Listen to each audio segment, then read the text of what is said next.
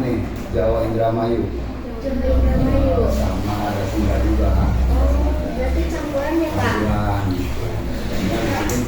Karena kan bahasanya itu ya itu kayak Indramayu kayak gitu.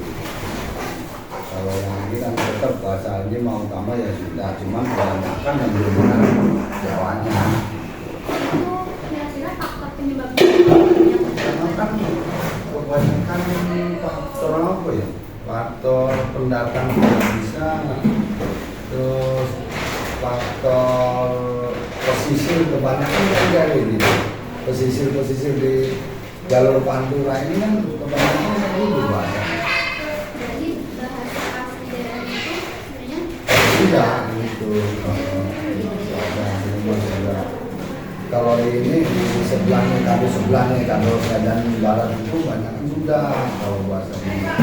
Tapi ya karena kalau itu ini kan ada kadus wagir bahasanya, ini bahasa Jawa Indramayu, Cirebon lah gitu. Kalau pasir ke sini kerajaan timur sama jarang Sunda, tapi kalau ke kerajaan barat ada Sundanya, banyak Sundanya.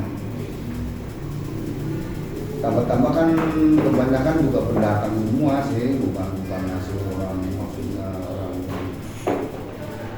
sini orang Sunda semua. kira-kira penghasilan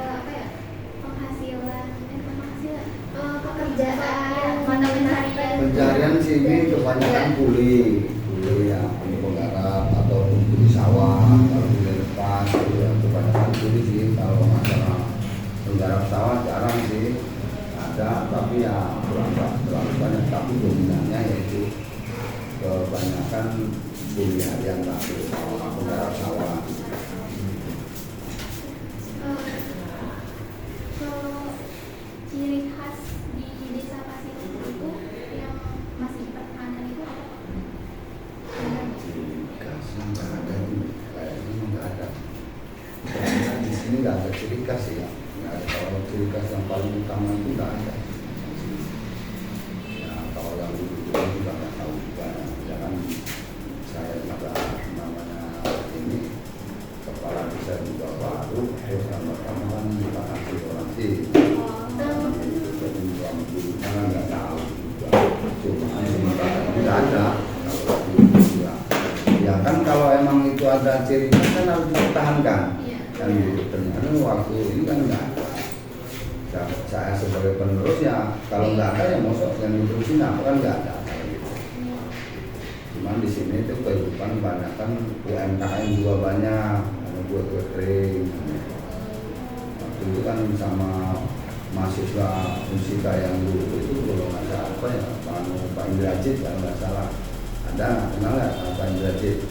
Nah itu ini udah ngasih label halal, dulu sertifikatin, makan sama Pak ini mahasiswa yang asuhan Pak Indrajit. Itu terus ya udah ini sih kalau pekerjaan utama ya kuli sih, banyak kuli pas harian lepas lah.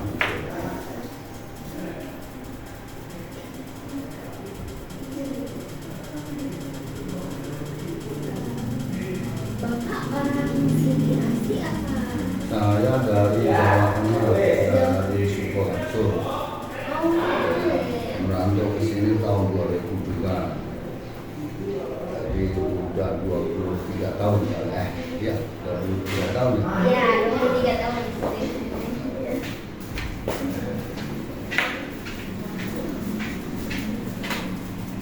Itu boleh mau ditanya nih terkait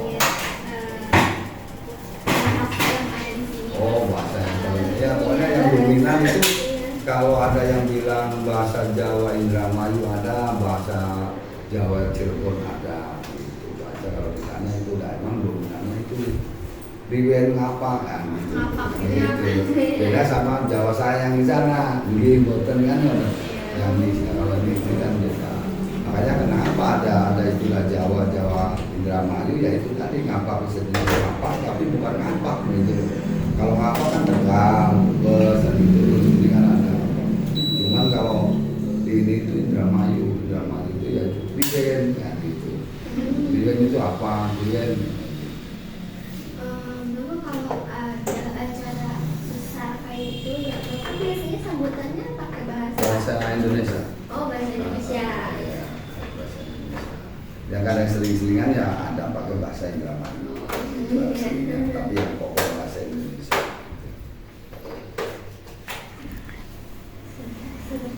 Gitu aja. Kayaknya udah mau buat karena kita cuma minta jumlah kepala keluarga kan RT RW yang di Kalau ini kurang lebih ya bisa 1.300 kalau nggak salah.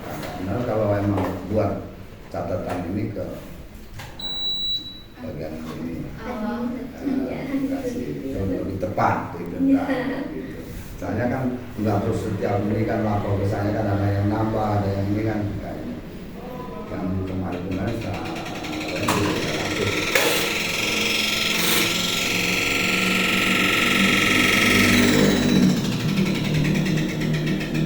Iya, cukup Pak. Paling mau nanya ini Pak, sejarah di sini Pasir Rukem. Iya, sejarah Pasir Rukem. Oh ya, sejarah yang saya tahu itu Pasir Rukem itu ya, yang saya ini kan jadi dari rekan-rekan juga atau masyarakat dulu itu yang ngasih tahu ke saya itu Pasir Rukem itu tadinya itu gede, satu dipecah menjadi 3. Satu dari pemekaran kan itu dipekar, satu ada Pasir Jaya itu pemekaran dari Pasir Rukem, terus Mukti Jaya itu pemekaran dari Pasir Rukem itu. Jadi tadinya kan satu Pasir Rukem itu satu, terus dimekarkan menjadi 3 desa, Pasir Rukem, Mukti Jaya sama Pasir Jaya. Terus kepala desanya yang setelah pemekaran menjadi mandiri itu udah 6 kali. Ya, kalau secara yang tahu yang ini mah itu, cuma kalau yang detail ke sana saya nggak itu jelas sejarahnya kok gimana cara kok bisa dinamakan Pasir Rukem apa itu memang saya nggak tahu. Tapi di sini fasilitas pendidikan Di SD ada 2, terus MI ada 1, MDA ada 2, RA-nya ada 2, pesantren ada 1. Kasih dia kan yang di sini yang SMA sama kuliah di sini. Kalau yang pesantren yang itu di situ di 3 di situ ini mah 4, yang 3 di situ, yang di Sukatani. Bapak kira-kira ada tantangan nggak ya dalam mengelola desa ini? Banyak. Masalah apa tuh Pak? Ya masalahnya kan gini kan, sekarang itu kan ya itulah masyarakat, ya namanya masyarakat yang susah itu satu pembagian bantuan.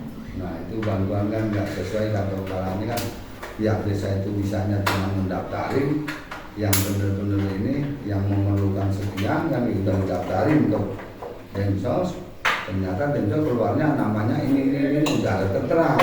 Jadi kadang-kadang yang tertera itu tidak sesuai, maksudnya yang masih lumayan dianggapnya ini mampu dapat, tapi yang benar-benar nggak mampu malah dapat kadang-kadang.